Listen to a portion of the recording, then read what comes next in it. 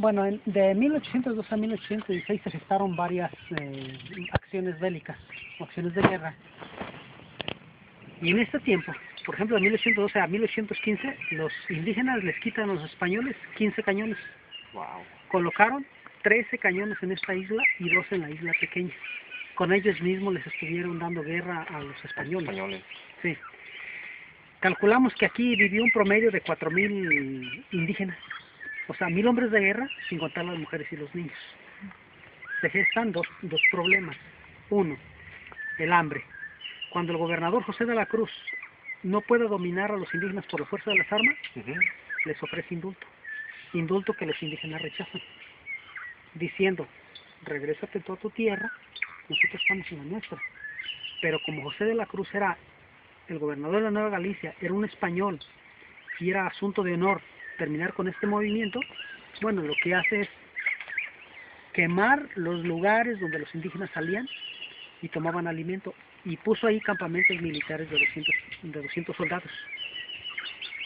No obstante, los indígenas salían en la noche, hundían sus canoas con piedras en el agua para que no se vieran, iban y robaban las haciendas y regresaban con alimento para traer a sus familias.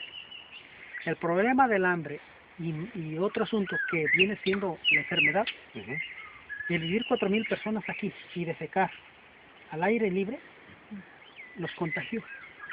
Los contagió con una peste llamada fiebre morbo, que es diarrea, calenturas, escalofríos, deshidratación.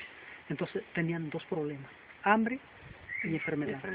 Esto empieza en 1813, pero estuvieron aguantando, esto empezó en noviembre de 1813, aguantaron todavía 14, 15, y en el 16, José de la Cruz redobla sus esfuerzos para que estos tomen el indulto. Aquí surge un asunto importante porque a nivel nacional, el indulto que se ofrece aquí es muy grande. El indulto siempre se ofrece al capitán, al general, al teniente coronel, pero aquí se estaba ofreciendo a todas las personas que viven en esta área. El indulto es rechazado vez tras vez, pero para noviembre de 1816 la situación es muy difícil. Entonces, José de la Cruz, el gobernador, manda un emisario. José Santana, que era el líder máximo del movimiento aquí, sale y platica con él a Tlaxcalco del Carmen. Y ahí le dice, José Santana, bueno, ¿qué me vas a dar por tal de que ya no peleemos? José de la Cruz, el gobernador, le dice, bueno, mira, les voy a perdonar a todos la vida. Y José Santana dice, no es suficiente, porque cuando tú llegaste tomaste la semilla, tomaste los animales, quemaste nuestras casas, y ahora nomás nos estás diciendo, ya váyanse. Entonces José de la Cruz le dice, bueno, entonces les voy a dar semilla, les voy a dar bueyes para que siembren aren la tierra, voy a reedificar las casas que les quemé, voy a casarlos, bautizarlos y enterrarlos de gran, y te voy a nombrar a ti gobernador de las islas de Mezcal. José Santana todavía dice, bueno, voy a regresar a la isla, voy a pensar, voy a platicar con Marcos. Marcos Castellanos era el sacerdote que ministraba aquí. Viene y platica, y Marcos dice, probablemente sí cumpla este personaje su acuerdo. Vayamos, platicamos y firmamos el acuerdo. Salieron al día siguiente, que viene siendo el 25 de noviembre, firman el acuerdo, y a las 3 de la tarde el gobierno español entra, sin disparar, sin matar, bajo un acuerdo de paz. Lo que se gesta aquí es un asunto muy importante porque a nivel nacional ninguna guerra duró 4 años, enfrentándose españoles con indígenas y en proporción muy diferente. Sí, bastante. Entonces, una guerra de 4 años, otra, 1.000 contra 8.000. El asunto de las armas también es muy diferente. ¿Sí? Entonces todo esto hace que esta guerra sobresalga, pero como decía yo, como es la guerra de deshonra de los españoles, por no poder tomar este lugar, no la registran en la actualidad en los libros de texto. Pero en los archivos históricos, el histórico de México, en Madrid, España, en Chapala, en Poncitlán, en el archivo de Guadalajara, hay muchísimos documentos que hablan de esta guerra. Y que está mal que no la documenten, ¿verdad? Sí, ahorita el propósito es en este año, tratamos de editar un libro donde se resuman esos acontecimientos y la gente los conozca de una manera más cabal. Pero bueno, vale la pena mencionar que líderes importantes, sí, fue Encarnación Rosas, Marcos Castellanos, José Santana, Pedro Nicolás Padilla, Luis Macías, muchos personajes que fueron líderes, pero sin olvidar también que 1000 hombres de guerra, que fueron lo más importante. sí, sus hijos, sus mujeres, muchos dieron su vida por defender este lugar. Entonces, valga la pena el que sigamos festejando hasta al 2016 el bicentenario de esta gesta importante. Pero vamos caminando, ahí hay otros edificios que podemos observar que los indígenas hicieron. Claro, vamos a seguir, amigo.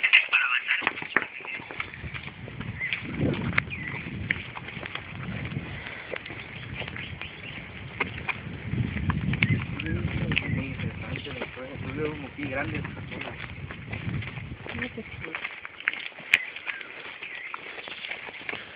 Que la gente piensa que cuando Hidalgo perdió la guerra, contra Calderón, se acabó. Y ya nomás, él va hacia la parte norte, lo capturan, le cortan la cabeza y le ponen la bomba de granada.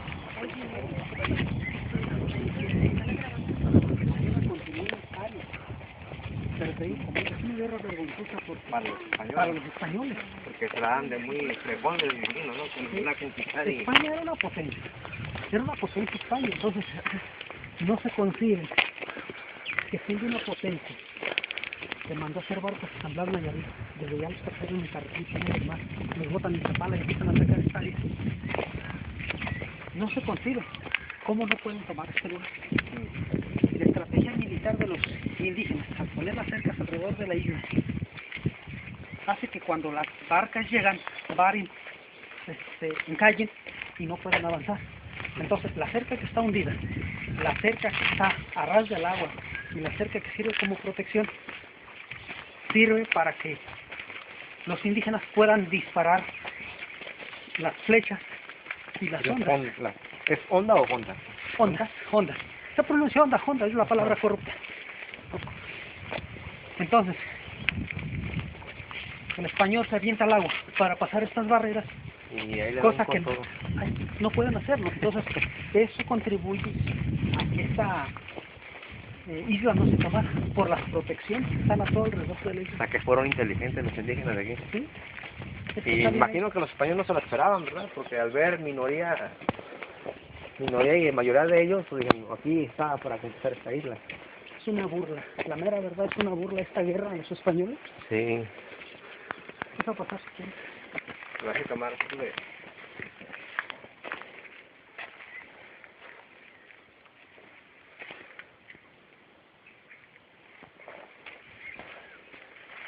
ahí voy, ¿eh?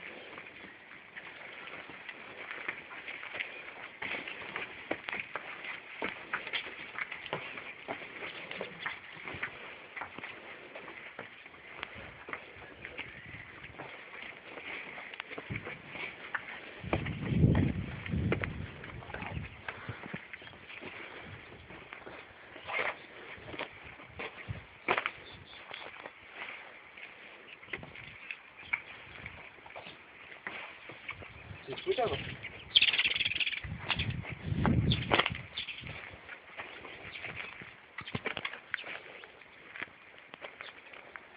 Aquí la vamos a tomar, ¿verdad? Sí, vamos a ver. Si es por aquí, yo tomo.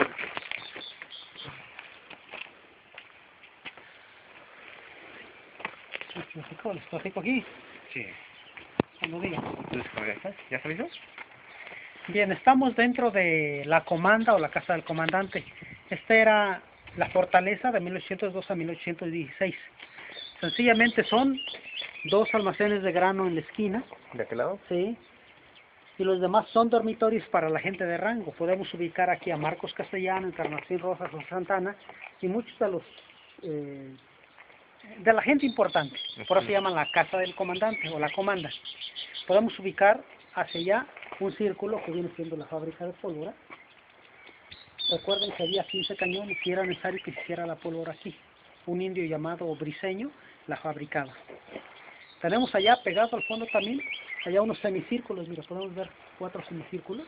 Era la fundición. Se reparaban las bocas de los cañones que explotaban, se hacían machetes, se hacían lanzas, o sea, el material bélico se fabricaba ahí en esa área. Entonces, este es el lugar más importante de 1812 a 1816. sin olvidar que a mis espaldas están las barracas, pero más allá, hacia el otro lado, están cuarteles para soldados insurgentes de 1812 a 1816. También vamos a visitar aquel lugar. Entonces, el movimiento indígena de 1802 a 1816 se gesta en la isla de Mezcala y no aparece en los libros de historia por ser la guerra de deshonra de los españoles. Entonces, ¿se puede decir que esta es la guerra de deshonra de los españoles? De una manera total, porque España era una potencia, tenía mejores armas, tenía mayoría de soldados, y el no poder conquistar este lugar fue una vergüenza para ellos. Eso sí. Y esto es una pregunta, ¿esto ha estado así siempre o se ha ido cayendo poco a poco? Mira, los techos, que tenemos la seguridad que eran de madera, quizás con cierto tipo de material arriba, de teja o de ladrillo. Pero el tiempo lo ha deformado. ¿Por qué? O lo ha derruido. Podemos ver que los muros son muy anchos.